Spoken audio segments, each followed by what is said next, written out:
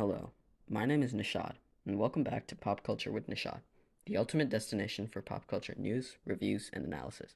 Today, I'll be reviewing Blue Beetle. Blue Beetle is a 2023 movie directed by Angel Manuel Soto, starring Zolo Mariduena. I recently watched the movie yesterday, and here are my thoughts. We'll start this video off with the plot. Honestly, the plot for this film is pretty straightforward. It's one of those classic coming-of-age hero stories, and it follows the more classic hero arc.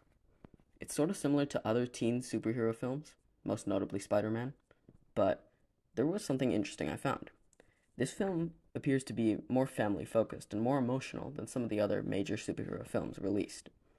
I found this interesting because most superheroes don't really have a connection to their close family, so it was an interesting thing to see.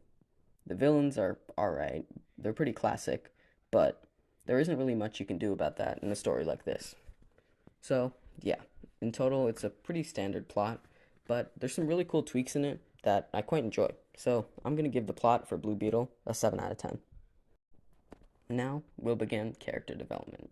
Honestly, for this film, it's pretty standard. Once again, it focuses on family a lot, which is pretty unique in that aspect. It's an interesting concept because most superheroes don't have that, so I kind of like it for that. The side love story with the main female protagonist is fine. Maybe it's a little rushed, but I would be nitpicking. Jaime has a pretty standard hero arc.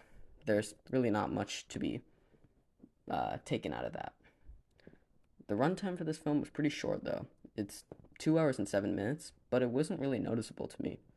I don't think movies like this really need a high runtime, and they show that runtime isn't exactly everything. I'm going to give it an 8 out of 10 because there's some unique aspects and it's pretty good, and it doesn't really give any loose ends for where each character is. So, yeah. Now, we'll start talking about the CGI and VFX. Honestly, when I walked into this film, I thought the CGI would be pretty crazy, as it is with most superhero films. But it wasn't actually too bad in this film. It didn't feel too rushed, and it actually looked good enough. There were definitely some parts that were a little off, but honestly, I would be nitpicking if I was going to complain about this. One thing I really like about the way this was created is that the futuristic aspects mesh with the traditional parts in a really cool way. Movies like these are getting crazier and crazier, and it's honestly kind of refreshing to see good CGI and not rushed, most notably from the Marvel movies. It's pretty well done, so I'll give it a 7 out of 10, but don't expect anything too crazy. Finally, we'll talk about the score. Honestly, the score for this film was actually pretty good. I listened to the soundtrack online, and it's actually pretty solid. In films like these, the score doesn't really show up much in the film, but I think the score is actually pretty underrated. It combines some futuristic aspects and some past aspects, which is pretty cool. It's a pretty underrated score, but there's really not much I can say about it. It sounds kind of alien sometimes too, which ties in with the whole scarab aspect. I'd say that I'm gonna give it an 8 out of 10 because it's pretty fire, but it's nothing extremely crazy. So, what do I think about Blue Beetle? Honestly, it's a cool movie with a good idea. There's a lot of cool aspects of it, and I don't really feel like one aspect was severely lacking. It's the same basic formula of most generic superhero films, but it has some pretty cool tweaks in it. It's not great, but it's not bad either.